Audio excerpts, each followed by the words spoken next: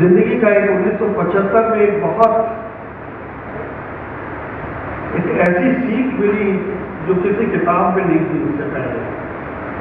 और बाद में जब भी कभी अच्छी किताबें पढ़ी तो मुझे लगा कि आप किसी किताब को तब तक नहीं समझ सकते जब तक आप उसको जी नहीं सकते। हुआ ये कि हाई स्कूल में पढ़ते थे और छोटा भाई टॉपर था, बहन बहुत अच्छा पढ़ती थी, लेकिन मैं पूरी कलंक में था। और मेरी पढ़ने वाले को लेके किसी को कोई उम्मीद नहीं थी मुझसे। यहाँ पर कुछ लोग हैं जिनके भाई थे, वो नहीं है यहाँ पर शायद, क्योंकि उन्होंने सबके चेहरे बदल दिए। वो 5 या 6 साल से हाई स्कूल में फेल हो रहे हैं और फेल होने के मामले में अनुभवी आदमी थे। वो किसी को भी कभी भी कहीं भी पकड़ के बता देते थे कि फेल होने में कोई बुराई नहीं है, फेल होना चाहिए। पास होने वालों ने ही कौन सा 3 बार लिया और उनके पास अपने पिता से लेकर दुनिया भर के लिस्ट जो पास होते थे। रिजल्ट आता था दैनिक जागरण में कानपुर से छपकर 3:30-4 बजे के करीब वो गाड़ी आई पुरानी कोतवाली के सामने। 1 रुपया भी नहीं था पास कर, तो वो 1 रुपया में जो फेल होने वाले मेरे भाई थे वो उनके पास था थोड़ा सा।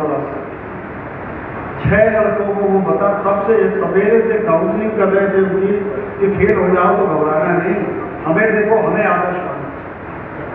और उस साल भी उस आदर्श तत्व का निर्वाह करने की जिम्मेदारी उनके ऊपर आ पड़ी। उन्होंने 1 रुपया दिया, वो लौट आया, लौटता उसी का था जो फेल हो जाता है।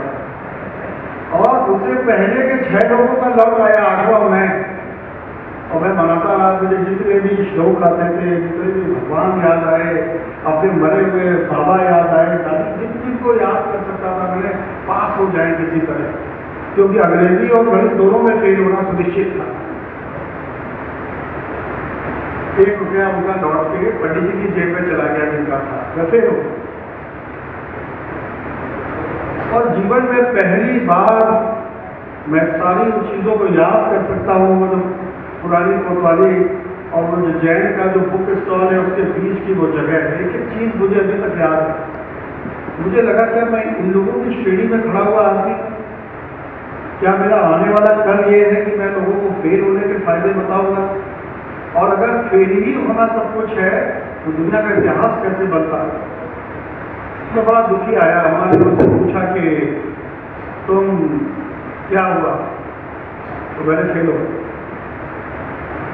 पापा कहीं गए हुए थे, उन्होंने अच्छा ठीक है तुम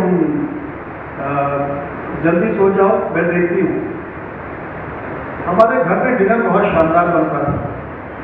2 सब्जियां थी, उसमें से कोई एक बनती थी, लौकी की या तोरई की। इसके अलावा कोई खाना नहीं बनता था, क्योंकि रात में तामसी भोजन करने से बुरे ख्याल आते हैं। अब वो अच्छे ख्याल आकर ही रिजल्ट ऐसा आया। उस दिन भी तोरई बनी थी, मैंने खाई और मैं ढोंग करने लगा कि मैं सो रहा हूँ। पापा आए, उन्होंने क्या हुआ? तो फेल हो गया।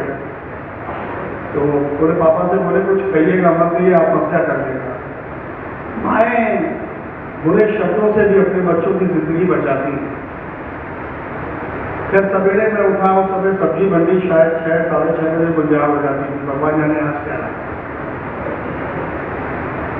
तो अम्मा ने मुझे कुछ पैसे दिए, जाओ सब्जी खरीदा। सब्जियां बिल्कुल निर्धारित थी, ज्यादा आकर लगाने की जरूरत नहीं। गए लेके जब मैं निकला तो इन्होंने कहा कि आत्महत्या मत कर रहे, भाग बन जाता। मैं गया और वहां पर एक सज्जन मिला, लेकर के आई तो सप्ली आई गई, सप्लीमेंट्री आ गई। मैं अंग्रेजी में पास हो गया था, कबालियत था, तो गणित में फेल हुआ। गणित में मेरे पिता भी फेल हो गए थे 1946 ऐसा पापा ने बताया। और उन्होंने ये भी बताया कि 1947 या 46 में हाई स्कूल किया था। अगर उस साल गणित ऑप्शनल कर दिया गया, अगले साल नहीं किया गया होता तो एमए पास नहीं होते और शायद नहीं आती। तो गणित का हमारे खानदान पर प्रकोप है। मेरे बेटे ने जब गणित में 90 नंबर पाने शुरू किए तो मैंने अपनी 32,000 टोल कर तो ये लग रहा है and he maintain this record, तो फेल होने लगा। तो मैं पहली बार मुझे उस सब्जी मंडी में ये लगा कि डूबते को तिनके का सहारा कहा था। मैं फेल नहीं हुआ, मैं फेल होने से बच गया। ये ठीक है कि मैं पास भी नहीं हुआ, लेकिन मैं फेल नहीं हुआ। मैं आया, अम्मा से कहा कि मुझे ट्यूशन करना है। ऐसे गुप्ता साहब पढ़ाते थे जीआईसी में, मैंने सुना था सबसे अच्छे टीचर, पता नहीं अब हैं कि नहीं है। वो पंजाबी कॉलोनी में रहते थे, उनके गया, उन्होंने 100 रुपए लगेंगे। पापा की सैलरी 500 रुपये लगी, भगवान जाने की फी भी गिरी थी। तो मुझे बहुत कचोट हुई कि मैं 100 रुपए अपने पिता की खून पसीने की कमाई को 1 महीने के लिए सिर्फ अपनी कामचोरी और अक्षमता की वजह से कर सकता।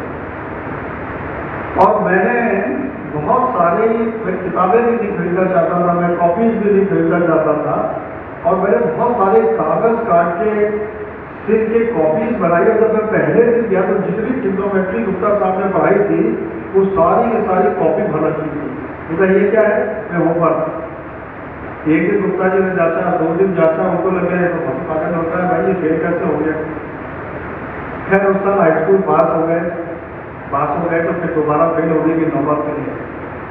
लेकिन उस एक क्षण में जो मैं फेल हुआ, उस एक क्षण में जो मैं फेल होने से बचा, उस एक क्षण में जब इसका एहसास हुआ कि आपको कोई हक नहीं बनता अपने माँ बाप की भावनाओं से खेलने का, आपको कोई हक नहीं बनता कोई उनके पैसे का दुरुपयोग करने का, तो मैंने निर्णय किया कि अब जिंदगी में मैं कभी पीछे मुड़ के नहीं देखूंगा।